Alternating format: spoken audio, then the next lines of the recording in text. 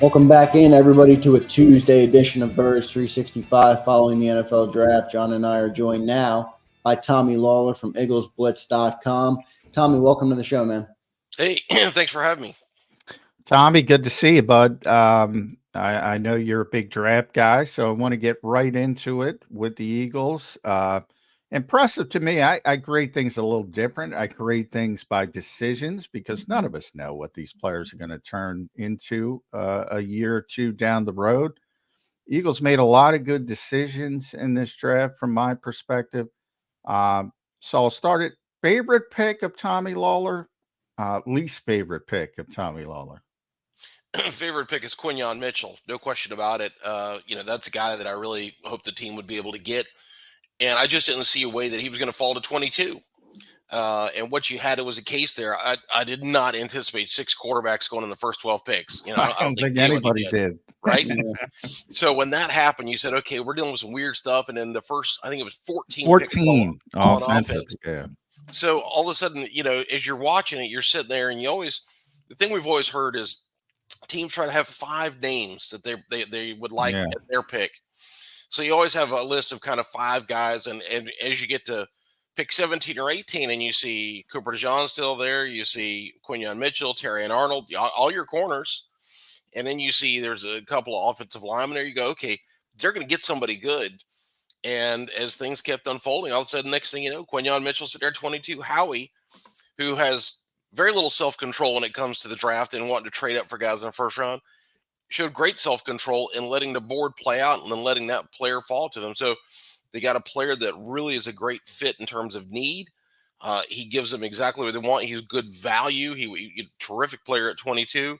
And again, they did not have to move up to get him. So they didn't have to use extra resources. They got a player that really should be a big help. Least favorite pick? Boy, that's a tough one. I guess Will Shipley would be a guy that listen, it's all about personal bias. I want the Eagles to have a power runner. So do I. I'm dying to see it, Tommy. When I watched Jordan Howard a couple of years ago, it was the football equivalent of porn, right? A 225-pound sledgehammer running, and if you were in his way, he was just going to run over you. I loved watching that. So with Audric Jay and LeGarrette Blount for the show. That's who And with Audric Estime from Notre Dame on the board, that's the guy. If they wanted a running back, that's the guy I wanted because he's a bigger guy who'll run over you. Yeah. So when they took Will Shipley, I was disappointed. Now, that's no insult to Will Shipley. It's just it's a question of did you want steak or chicken, right? The Eagles took chicken. I wanted steak. And when you watch Will Shipley, he's a good player, but I wanted a sledgehammer. And instead they got a guy who, in my mind, is more of a third down back type. And they already had that in Kenny Gainwell. So to me, that was a little bit, By the way, to your point, Tommy, the Eagles only eat chicken these days. They look for the same thing. It's like, why? What happened to compliment? Yeah, you have guys who can catch the back, right, all out of the backfield. And Saquon Kenny, why not go the other way? And they undrafted kid from Georgia is a one-cut back, but you're not expecting anything from an undrafted kid. I'm with you. It drives me nuts. They want to collect the same kind of running back, and it doesn't make sense to me. Listen, the coaches, and it's hard to say how much this is Howie and how much of the scouts, how much of the coaches, because the coaches are obviously, the scouts' job is to evaluate players and put grades on them. The coaches are kind of telling the front office what they want, and so there's a combination of both groups. We know the Eagles have this weird fetish with undersized athletic tight ends, and they just don't seem to work. Whether it's Grant Calcaterra, they've had a couple of guys that are undrafted players that they've brought in. This year they had the undrafted kid Castles from Tennessee. They brought, and for some reason they just love the Alberto, who they traded for. They love the thought of these 245-pound tight ends that are really good athletes, and they just haven't panned out. And you're like, well, why do you keep going for it? Well, that's something that they to them, it's like buying a lottery ticket, and they just hope they're going to hit on one. Obviously, they like running backs that have a complete skill set. And if you watch Audric Estime, the kid I was talking about for Notre Dame, he has very little wiggle. You get in the ball, he's running a straight line. He's not going to make a Oh, lot of yeah. guys miss. But that's Will what I Shipley, want. I want a chain mover, man. Behind Will this Shipley can offensive make those line. guys miss in Yeah, the hole, yeah, and there is value in that. yeah, The difference is, it's funny. Will Shipley runs a 4.45. Estime ran 4.6, 4.71 or something. yeah. Estime had an 80-yard touchdown run last year. Will Shipley's longest play at Clemson was 53 yards, I think. So play speed and time speed are very different. But anyway, Will Shipley, I think he's a fine addition. Just he wasn't the guy I wanted.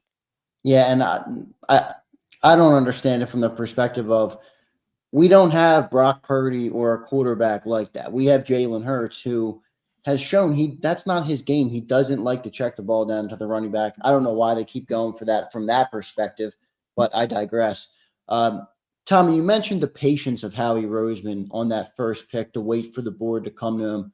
I thought he showed tremendous patience on the second pick, waiting for Cooper DeJean, falls to 40. He makes his move, and then you see a small run on cornerbacks. I want to get your perspective on the player, Cooper DeJean, how you think he fits in Philadelphia, and how he's moved to go and get him at 40. Yeah, Howie played the board great there because, when you have a talent that's falling, and he's not going to get to, I think the Eagles had pick 50. There's no way DeJean's falling to pick 50, right? So Howie knows there's teams ahead of 50 that want corners. So he knows he's not going to fall that far. So the question is, at what point is there a trade that's workable where the value you feel like is reasonable to pay to go get the guy? And Howie, listen, you can disagree with his moves. You can say he doesn't evaluate this position well or whatever you want. There's no question he has a great sense of value, and he does a great job of talking to other teams and being a good trade partner. And so when he was able to work out that deal and move up and get him, it's great in terms of value. Cooper DeJean is a player I liked quite a bit. I'm a big fan of playmakers. I want guys who can play the ball, get it, secure it, and then once they have it, they become offensive players. Buddy Ryan used to teach his defense. Our number one goal on defense is to score touchdowns, not force third downs, not sack the quarterback. It's to score touchdowns. And you want players that have that mentality. Once I get the ball, let's go try to score.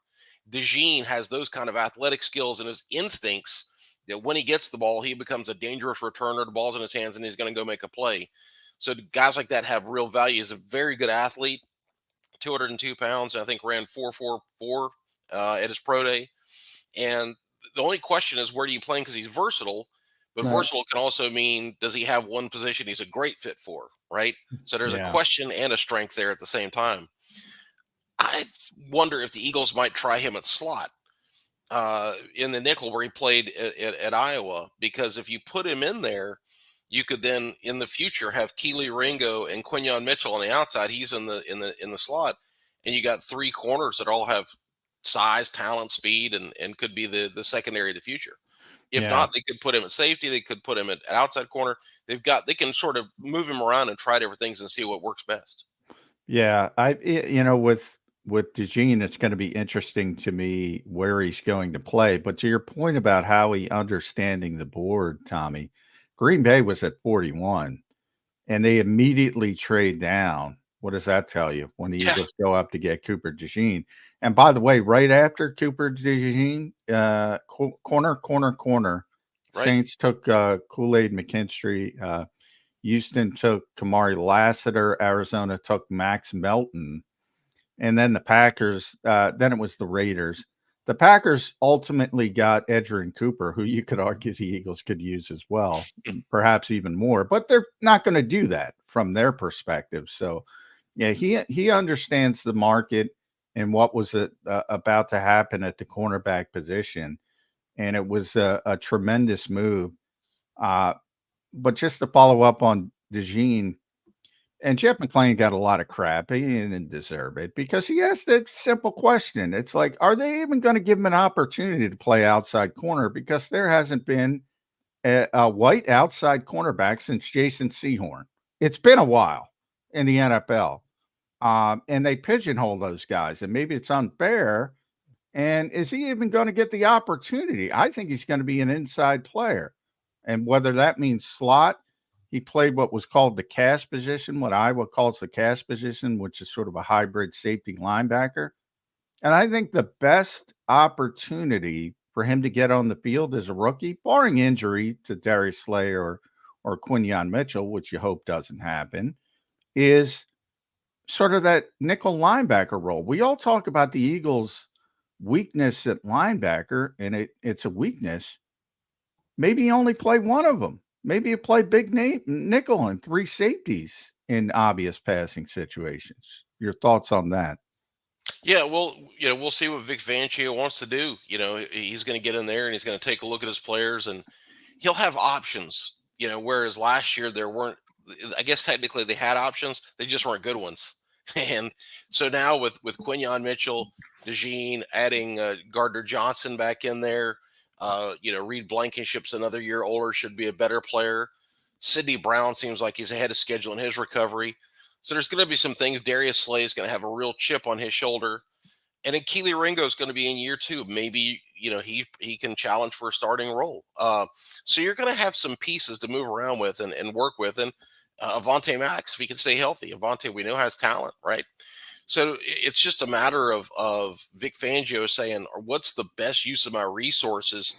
Who gives me the best, chance to succeed and allow me to be creative? And the great thing about guys like DeJean is versatile, Gardner Johnson's versatile, Sidney Brown's versatile. These guys can play nickel and safety. They can slide around. So if the offense goes in motion and if you're playing a zone, they're not necessarily going to get a favorable matchup because you have guys that can move with them or not have to move with the motion and cover or blitz or do whatever you want on that particular play. So Fangio is going to have some interesting pieces to work with, and we'll just see what he and the coaching staff come up with. And there'll be some trial and error. There's going to be a few bumps in the road, but hopefully by the end of the season, he'll have a defense that kind of has found its footing and does some things well, as opposed to last year when they started mediocre and they just finished horribly. Tommy, I want to ask you about their 3rd round pick, Jalyx Hunt. There's a lot of conversation. They overdrafted the player. It's a project type of player, not anticipated to have any sort of role this year as he's very unpolished. What did you make of that pick? Did the Eagles reach for that pick, or do you like the player and do you think he's a good fit here in Philadelphia? Yeah, so Hunt's an interesting player because he comes from such a small level. Houston Christian, formerly Houston Baptist, is a tiny college. Before that, he played at Cornell. You watch his game safety at Cornell, by the way. Right. And so, he's a project. There's no question about it because he's come from such small school football. And a few people hit me up on social media, said, hey, this is Davion Taylor part 2. And I said, no, those are very different players. Davion Taylor, due to religious reasons, couldn't play football in high school until his final year, and then went to Colorado and was able to play because he's just such a big, athletic, natural kid. Hunt's been playing sports and he's like 9 or 10 years old. He's played football. It's just that even in junior high or early high school, he's 5'7", 170 pounds.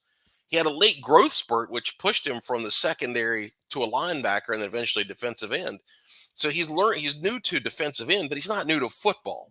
And the other thing is, defensive end is a position. There's 2 positions that are the most natural in all of football. I could take you 2 guys and make one of you a defensive end and one of you a running back. Those are positions you just go on feel and instinct because the defensive end, go get the quarterback. So that's not complicated. Running back, going to hand you the ball and avoid the guys in the opposite color jersey. That's not complicated. Yeah, you don't want to put me there, Tommy. I've aged out. Either. Listen, I'm putting Xander as my pass rusher, and my friend, you're going to take a beating because we're going to run you. All 5'10", 175 of me at the pass rush. And that's the thing with Hunt. So he is a project, but he's in a position where it's okay to be a project because athleticism is crucial to that position, right? He doesn't have to have polish and instincts. They can teach him pass rush moves. They can teach him things. They can't teach his burst, his closing speed, his agility. That stuff you're born with or you're not. And he's got it. He's developed it. It's interesting. He's 6'4", 252 pounds. He had a great showing at the combine. If you go back in Eagles history, there's another defensive end who was 6'4", 252 and had a great combine. You know who I'm talking about, John? Mike Mamula. There you go. The difference is Mike Mamula was taken, 8th overall? Yeah. And by the way, wasn't a bad player. He was actually a solid player. He was just overdrafted. He was overdrafted, and of course he had the curse of we passed on Warren Sapp to get him. And so that's you're gonna be having to deal with that baggage for your career. If they had taken him in the 3rd round and he had 35 career sacks, you'd say, all right, that's not a bad pick at all. Yeah. I used to have that argument with Jody, with Derek Barnett. It's like, if he's a 3rd round pick, you go, right, oh, that's a solid rotational player. But he was a 1st round pick. Yeah. Exactly. And with Hunt, so he's got functional size. He showed physicality at the Senior Bowl when that was the first time he was really going up against grown men, and not when you watch his game tape, he's just destroying kids out there, because the kids that Houston Christian were playing, as Daniel Jeremiah referred to him, I think the other day, he called them civilians. You're playing against bankers and insurance guys or something. Yeah. And so he's just destroying those guys. When he went to the Senior Bowl, you see him going up against 310, 320-pound offensive tackles and holding his own and being able to drive them back, or on run plays to hold his ground. So there's strength and physicality there. They just have to teach him. So to me, this is a fine pick. Listen, I had him rated lower than the 3rd round, but that's because it's so hard for those of us on the outside to evaluate small school players, because when you watch the game tape, it's just it's weird to watch, because it's just non-competitive. Yeah. When he took off, and you watch some of the hits he had on quarterbacks, and it was you felt bad for the quarterbacks. Yeah. I mean, he's just destroying people, and you're like, it's almost like a bully, right? Well, he was just a guy that was so far beyond the competition that was a little crazy. But I have no problem with them spending the pick that they did on him, and especially knowing it's such an interesting position. If you can develop a pass rusher, the impact those guys have, and 6'4", 252, that's good size, and the guy's a legit athlete. So get him and see what you can. Now, because I've heard, to your Taylor point, Tommy, and I've heard that as well. I'm not talking about comping player to player. I mean, I think that's silly in any indication. People say, oh, Ohio State quarterbacks can't play, and then all of a sudden CJ Stroud shows up as a rookie. It's got nothing to do with Art Schlichter and anybody else you want to bring up from down the road. He's got nothing to do with it. Jalyx Hunt's got nothing to do with Davion Taylor, and vice versa. My comp is taking a project on day 2. That it's late. I think it's nitpicking a little bit, but most of Howie's decisions I agree with. Taking a project with a premium pick, I don't know. That one I think you can question a little bit. Sure, and that's fair. Absolutely. It's not like this is a slam dunk. No, you couldn't pass on him. The one thing I'll say is they made it clear that Vic Fangio advocated for this guy strongly. Yeah. And so this is a player that the coaching staff aggressively wants to work with. Go back to Davion Taylor. The coaching staff did not like Davion Taylor. And so the coaching staff, that's just. I think they liked him as a person. Good guy. I'm talking about they weren't keen on him as a project. Yeah. And so that was a pick that the scouts said, hey, let's get this guy who can work. The coaches didn't buy in. And so you had a player that didn't develop, because I don't think the coaches really believed in him. Well, here you have a player that's going to be a project. The coaches, we know, said, listen, go get us this guy.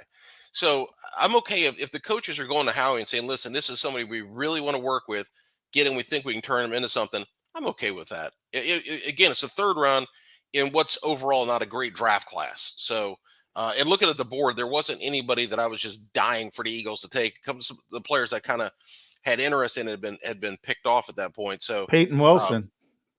Wilson. And you know who took it? You know who took Peyton?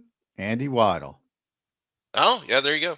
Well, clearly the Eagles, I'm guessing, just didn't have him on their draft board. I'm guessing so too, but that concerns me too, because those UPMC, I mentioned this on the show, that's like one of the go-to places for sports. James Bradley works there, Joe Maroon works there. That's always been one of the go-to places for people that don't know when it comes to medical orthopedic stuff in the NFL. And they cleared him. So I put a little note in there and say, but I think it's more the Eagles just don't stinking value the linebacker position. That's where I go.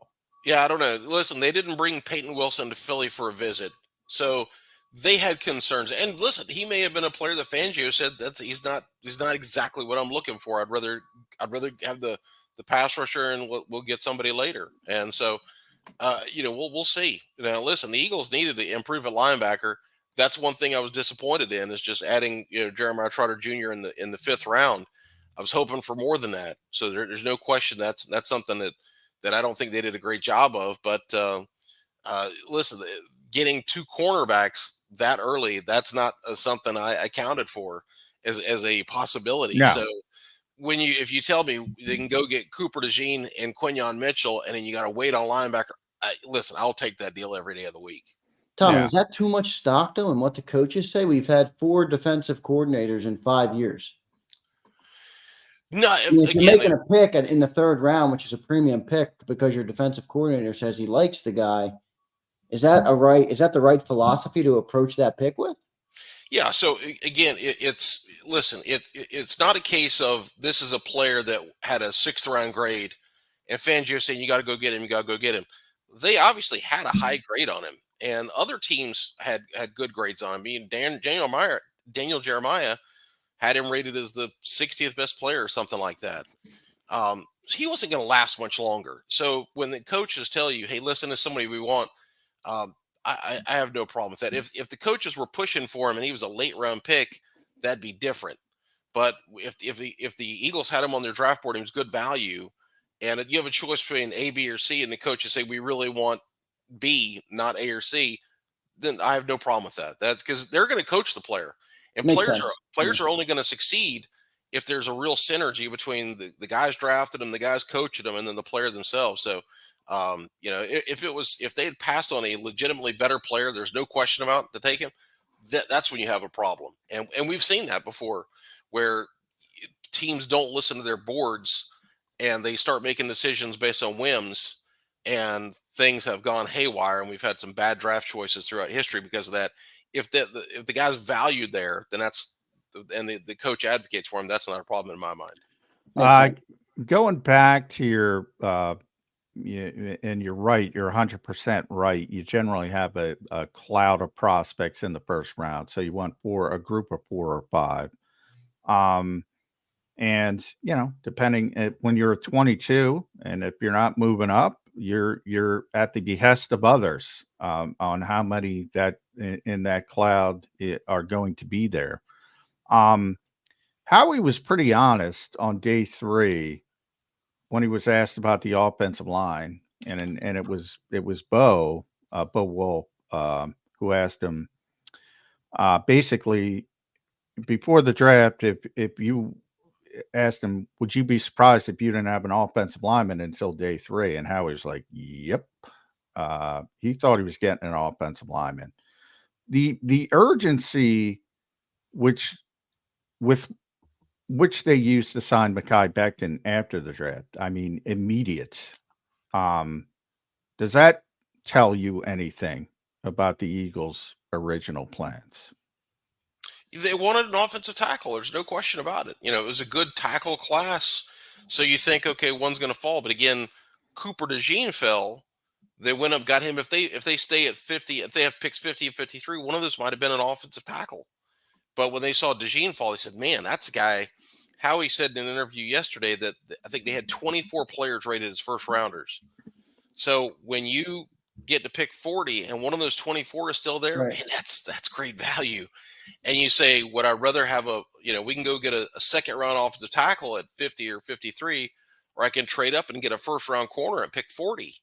So, you're sitting there and, again, it's like going to the grocery store and your wife tells you go buy some pork chops. You get there and ground beef's on sale and it's so cheap. You're like, that's just too good a deal. I can't pass on that. We'll have pork chops next week. And so Howie, I don't think there's any way in his mind he thought Cooper DeJean is going to be on the board at 40. So when he went and got him. So he's gonna secure the secondary, and he knew that means that he's going to have to neglect some other areas. So offensive line all of a sudden got pushed to the back burner. But that goes back to the thing he always says is you're always looking for talent. You have other options. So when you don't get the player in the draft, that's when you say, okay, let's go get the guy who's on the street as a free agent. And So that's where people fall into this trap of, well, the Eagles have to draft an offensive tackle in this draft. What if one's not available? You can't then just go force it, take the highest rated available, because what if he's not a good player? What if the coaches don't believe in him? Then you're doing yourself a disservice. No, I don't have any problem with Howie's decisions. Like I said, Tommy, they generally make sense. I brought up Andy before, and this is the reason. If I'm going to read off this draft, Troy Patano at 20, Zach Frazier at 51, Roman Wilson, the potential slot receiver from Michigan at 84, Peyton Wilson at 98, Mason McCormick at 119. If you just woke up out of a coma, you would think that's an Eagles draft. And that was Andy Weidl's draft in Pittsburgh. Yeah. And it was right before the Eagles. Okay, right. Yeah. Fautano 120. Now the Eagles moved up, so Zach Frazier, but that would have been a nice interior guy for the offensive guard. Obviously, looking for that wide receiver 3. They took a flyer on Anaya Smith in the 5th round. Roman Wilson, I thought, would have been a great fit. We talked about Peyton Wilson, and McCormick's an interior player from South Dakota State I liked. Yeah. That to me looks like an Eagles draft. So I do think, you got to pivot. I think that's what Howie's best at. His contingencies are really, really good. I think I'll disagree with you on one point. So you talk about that draft. The Steelers needed starting caliber players for their offensive line. The Eagles' offensive line, as of today, if you project Tyler Steen at right guard, they've got solid starters everywhere. Well, the Eagles have a top 5 offensive line, but clearly they needed players. They need a right tackle of the future, and they needed depth and competition on the inside. Well, so I think if they would have gotten Fautano, I think that's your starting right guard. And ultimately, he kicks out to replace Lane. I think that's the plan. Now, maybe it turns into a Landon Dickerson situation where he's so good at right guard, you don't move him down the road, and you got to end up finding a right tackle. But I think that was the plan. I think, and Howie will be honest at some point.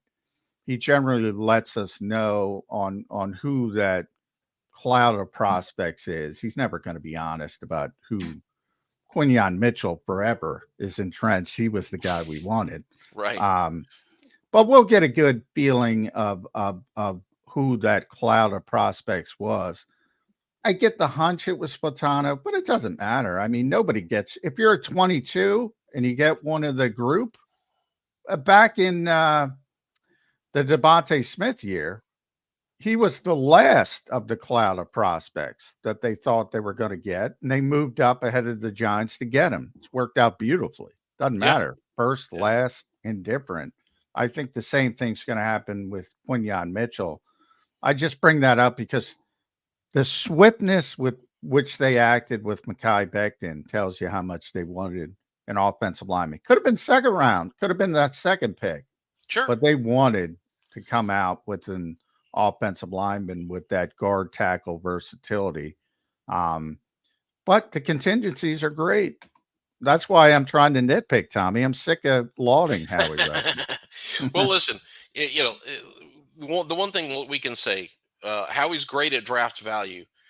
What we have to find out now is if some of these value picks can pan out. Kobe Dean in the 3rd round looked like a steal. Well, he hasn't done a whole lot, right? Yeah. Nolan Smith looked like a steal at pick 30 last year. Didn't do a whole lot. Now, part of that's the coaches. They had so many guys at edge rusher that he kind of got lost in a shuffle. It feels like there's a more concerted effort to get him on the field this year. So this year will be a better indication of where he is. But perceived value on draft day is one thing, and Howie's great at it. But you need to see those guys start to pan out a little bit. And Andre Dillard was a guy that we thought there's no way he's going to be there. Tremendous value. The Eagles took him, didn't turn out to be a particularly good player. So value is great, but we need to start seeing some of these guys pan out. Or at some point, then Howie's going to have to say, you know what? Maybe these guys are sliding for a reason. The rest of the league knows something that we don't, and we need to start paying attention to that. So, because you're always looking, you always want to, look at your successes, study them, see what do we do right. Let's learn from that. You also want to look at your failures and say, what did we do wrong, and how can we address this in the future? And is there something? Do we have a blind spot? And so it'll be interesting to see how Nolan Smith does this year, how Nakobe Dean does this year, and we'll see how Quinyon Mitchell and Cooper DeJean do, because these great value picks. Value's nice when we're talking the Monday after the draft, Right. but 3 years from now, we need players, right? Yeah. Value goes out the window 3 years from now. That's when you need players. So that's kind of if you want to nitpick and say that's something to watch, there you go. Yeah, the evaluation really starts now on what these guys can do. Tommy, I want to ask you about day 3, which is a depth day. Obviously, it's a later in the draft. You're more looking for depth pieces, taking flyers on potential physical attributes. Did anything stick out to you on day 3 that you liked? Any players jump out the screen? I know Jeremiah Trotter Jr. is obviously the fan favorite, but any players from day 3 that you like? Well, let's talk about Jeremiah Trotter Jr. for just a second. I hope fans understand that he is not his dad in any way, shape, or form, right? Jeremiah Trotter was 6'3", 260 pounds, ran a fast 40, had an amazing career. He would have been possibly a first-round pick, but he had terrible knees, and he went to Stephen F. Austin. If he went to Clemson and had clean knees, he might have been a top 20 pick. Instead, the Eagles got him in the 3rd round in 1998. So his son, Jeremiah Trotter Jr., goes and plays at an elite football school, is healthy, has no issues, and is a 5th-round pick. So that tells you he's just not the same physical specimen that his dad was. Not many guys are. 6'3", 260, fast. And by the way, those players like Trot, the original Trot, Tommy, don't exist anymore in the NFL. There's a reason, there are no 260-pound linebackers who are bullies. Right. If they are, they're getting 15-yard flags multiple times a game. Penalties every other play, yeah. And that's the thing, if you remember, if you could go back and watch his dad play, watch some highlights, one of the things that he specialized in, he would just attack downhill. So at the snap of the ball, he would read the offensive lineman, he would just go take off, and he would run into an offensive lineman and just try to blow the play up. Yeah. His son is not that guy. He's 228 pounds. And so he's going to need Jordan Davis to occupy blockers and allow him to flow to the football and make tackles. He's a good blitzer. He shows a good feel for coverage. He's got really good range. You watch him make sideline to sideline tackles, but sometimes he'll get stuck on blocks when he's trying to play the inside run. Sometimes he makes sloppy reads, kind of guesses where the ball is going and will get in the wrong gap. And then his tackling can be a little bit erratic at times. So there's things to clean up for him. So anybody projecting he's going to come in here and definitely start right away and be this impact player, I don't see that happening. Listen, it'd be a great story if it did, but his name is not in his legacy. That's not going to get him on the field. It's going to be performance. So I'm curious to see 100%. And I hope it works out because it'll be a great story if he turns into a player. I will say this, and it's at Lawlor NFL. Make sure you follow Tommy. Does a tremendous job, tremendous knowledge of this organization and its history. EaglesBlitz.com. You can read them there. That both of their 5th-round picks, and I add, and this is rare, I add Anaya Smith into that as well. They both have opportunities. They're not guaranteeing anything, but the Eagles need an upgrade at that wide receiver 3 position, mainly the slots. Paris Campbell, we've seen enough of Paris Campbell. The light's not coming on. Yeah. I mean, how dare you? He might be competent. He might be better than Quez Watkins, but there's a limit. There's a ceiling there. My concern about Smith is he's a manufactured touch player. I've seen no evidence that this organization can take advantage of that type. And then with Trotter, as you kind of alluded to, you have that assumption that he's going to be his father, which is unfair to him. But what he might be is better than Devin White or even Nakobe Dean. It wouldn't be the craziest thing in the world, mainly because those guys haven't played well. And Nakobe hasn't played a lot. Devin White's been a good player. He wasn't good last year. He had flashes last year, but Devin White's been a good player in this league. There's no question about it. Well, he was a good player. I would argue, Tommy, he was a good player. He was a great player for their run towards the Super Bowl. Yeah. Talking to people in Tampa, everything else has been a disappointment. Now, he had the 9-sack season, so he got those Fugazi votes for Pro Bowl or All Pro, whatever he was. A tremendous athlete, but he lived up to it on that run to the Super Bowl, but nothing else. Everybody in Tampa's got nothing good to say. No, listen. If you go watch certain games, you see a good linebacker. If you watch the season opener last year against Minnesota, he played well. It was a good performance. That's a good player. If you watch other games, you see him struggle. There's no question about it. The guy got benched for a reason. Okay. A 5th-round pick coming in and outplaying him right away, that's not likely to happen. Possible, of course. You never know. When the pads go on, the lights go on, crazy things happen, and some guys just thrive. And Jeremiah Trotter Jr. could turn out to be a good player. Like I say, it'd be awesome if he did, because it'd make a compelling story and it'd be really interesting. So, be fun to watch him. Anaya Smith, I'll disagree with you on Anaya Smith. Listen, that's a guy I wanted the Eagles to target. That's a player that I when you watched him play, he jumped off the tape to me because of his run after the catch ability. And so that's a guy that can go play in the slot, can get open, he can play outside. He's a good returner, and he's dangerous with the ball in his hands. And that's, the Eagles always, it feels like, struggle to get run after the catch yards. And so that's an area where he can help them. If they're going to throw those screens, throw them to a guy who's good at them and let him make some plays for you. So I like him. The only reason he went in the 5th round, he had some injury issues that pushed him down a little bit. He to me, he's a better player than that, but yeah, he was good value at that point. Yeah, he's also a 4.55 guy. So this league and receivers and no, everybody's in love with the 40 time, right? Yeah, right. Yeah. The other thing that I'll say is the guys that they took late. I think Howie said, listen, you need to take guys that are a little bit unusual, and I think he hit the nail on the head.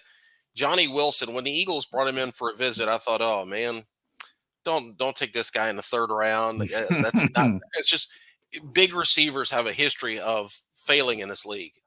For every Plexico Burris, there's 10 guys that were 6'6", 230 that did nothing. Yeah. And so when they brought him in, I said, no, don't take that guy. Well, in the 6th round, that's a different story. That's where you do take him and take a chance on him, see what he can do. And then Dylan McMahon, 6'3", 299, and maybe the most athletic center in the whole draft, and a guy that is, has a lot of Kelsey qualities. Now, he's not going to be Jason Kelsey. 6th round, almost the exact same pick, Tommy. Hey, listen, no pressure, athletic. Yeah, right, exactly. Yeah. Does he have a brother? Yeah. So he's got a chance to come in and compete for a backup role. He's not going to have. I don't think he's going to have Howard Mudd fall in love with him, making the starter right away, the way that Kelsey did, and the rest is Eagles history. But Dylan McMahon can come in here, challenge the Eagles. One of the things that we don't talk enough about with Kelsey, as good a player as he was, he didn't get hurt. He didn't come off the field. Oh yeah. And so Cam Jurgens is a human being. Jason Kelsey's, I don't know what he is, but he's not a human being. So they're going to need a backup center. Who's the last backup center to start a game for the Eagles? You'd have to go back a ways. I think it's David Molk, but I have to look.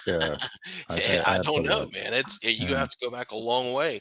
So having a guy like McMahon to come in and challenge for a role as a backup center, that's good. And again, the guy's a really good athlete. We know Stoutland loves athletic guys. So if anybody's going to know how to take advantage of an undersized player, that's Stoutland. You give him an undersized athlete. He obviously did some good things with the guys the Eagles had in recent years. Yeah. Yeah. Tommy, I'm a little too high on a 5th round pick that the Eagles made in Trevor Keegan, the guard out of Michigan, 3-year starter, 37 starts, won the national championship, was a captain on that team. Tell me why I should not be this high on a 5th round. He's got great hair too. He's got great hair. He's strong. It looks like he could be a great guard in this league. Am I wrong to be high on that player?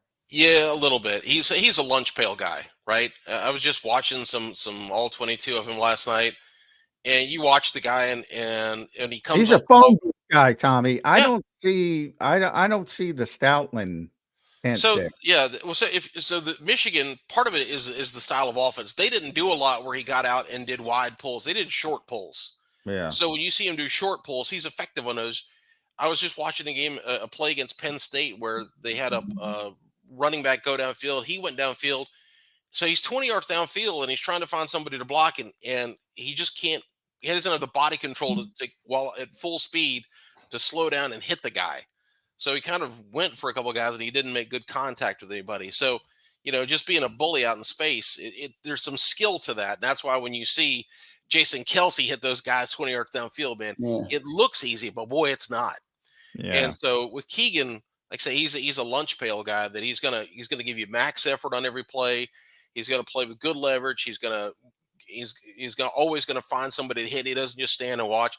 But he's not special physically in any way, shape, or form. He doesn't have great size. He's not like 330 pounds. He's not a rare athlete. So he's a guy that, to me, I think could eventually develop into a starter. But I just think he's got a real limited ceiling. But listen, there's room in this league for lunch pail guys. Those guys can play for 10 years. Oh, yeah. I think he might be the new Jack Driscoll. Jack was more tackle than guard, but similar, not the best athlete, but solid player, solid backup. I think he's got a chance to be a solid backup, more guard than tackle, obviously. Oh yeah, no, I haven't. He did start one game at left tackle at Michigan. Yeah, I haven't gone to hunt that down to see what his footwork looked like. When you watch him in pass protection at guard, solid, but one of the reps last night, Chop Robinson lined up across from him. And Chop Robinson just blew right by him. Yeah, wow. Now, Chop's an exceptionally good athlete. Now, to Keegan's credit, he knew he was beat, and he still got up and tried to ride him wide, and he allowed McCarthy to get the pass off. But when you watched him go against an elite athlete on the inside, man, he was struggling. So he's going to have some issues. But again, he's a lunch pail guy. He's going to come in and give you what you expect, and he's a high character guy, like you said, a team captain.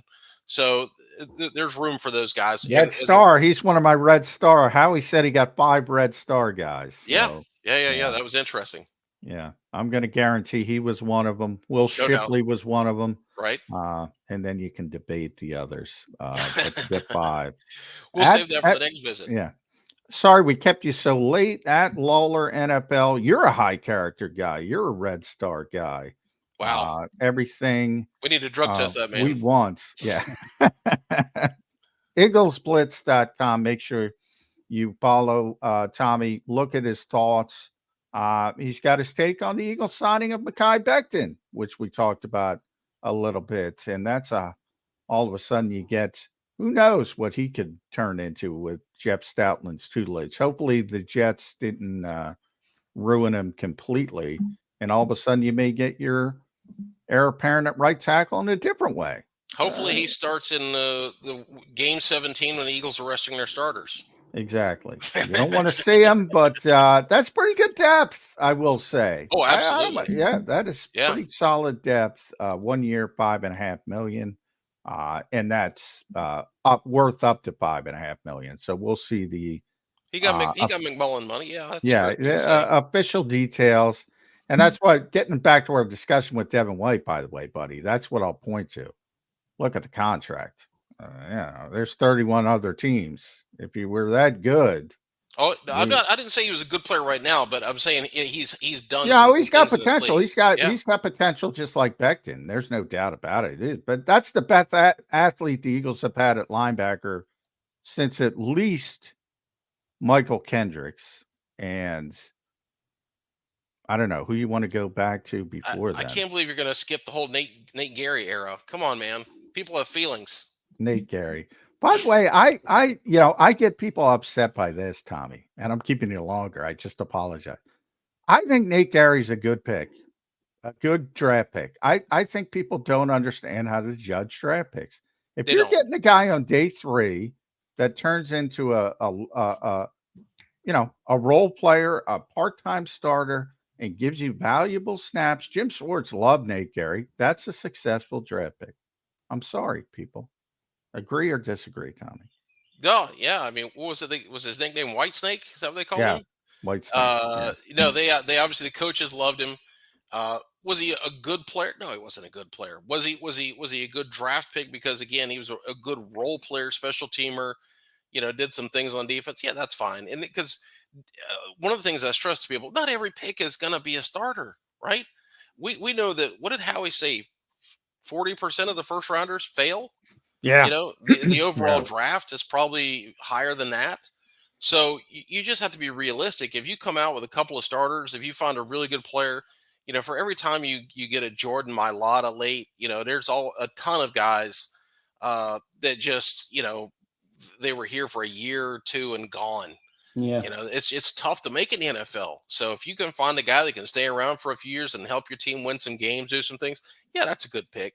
You don't want that at pick 20, No, but a fifth or sixth no. round pick that it carves out a role in your team and helps you win games, yeah, that's It's a absolutely fine. sliding scale. And that's why, Absolutely, yeah, exactly right. with McMahon, don't expect the next Kelsey, but maybe you get a solid, serviceable player on day 3. He doesn't have to be Jason Kelsey, but he needs to be better than Donna Kelsey. How about that? That fair enough. Okay. All right, Tommy, Solid thanks for draft. joining the show, man. We appreciate everybody. Go read Tommy at eaglesblitz.com. He does tremendous work over there. We appreciate you joining the show, Tommy. Thanks, guys. Great to talk to you. Thanks, Tommy. All right, Johnny Mac. When we get back on the other side, we'll have Ian Cummings now, our number 2 from Pro Football Network, a great draft analyst. I'm sure he can give us great insight onto some of these Eagles draft picks. And on the other side of the break, Johnny Mac, I want to talk to you about fan favorite Jeremiah Trotter Jr. and what his path to starting on the Eagles looks like. You've mentioned it many times on our recap on yesterday's show. There is a path. Even though he's a 5th-round pick, there is a path. So we'll talk about that on the other side of the break. Keep it locked in here on Birds 365. Don't forget to like the show, share the show, and subscribe to the channel. We appreciate all of you for listening, and we'll be back on the other side of the break.